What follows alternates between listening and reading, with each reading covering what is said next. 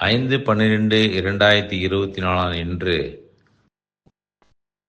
அஇஅதிமுக கழகத்தின் முன்னாள் பொதுச் செயலாளர், முன்னாள் தமிழக முதல்வர், இரும்பு பெண்மணி என்று அனைவராலும் போற்றப்படக்கூடிய அம்மா அவர்களின் 8வது நினைவு தினமான இன்று காஞ்சிபுரம் மாவட்டத்தின் செயலாளர் திரு வி. சோமசுந்தரம் அவர்கள் தலைமையில், குன்றத்தூர் ஒன்றிய செயலாளர் கே. பழனி அவர்கள் முன்னிலையில், மாவட்ட பிரதிநிதி மாரி மற்றும் அம்மா பேரவை இணைச் செயலாளர் வழக்கறிஞர் ராஜேந்திரன் அவர்கள் ஏற்பாட்டில் படப்பை ஊராட்சியின் சார்பாக இந்த புகழஞ்சலியானது சிறப்பாக நடந்தேறியது.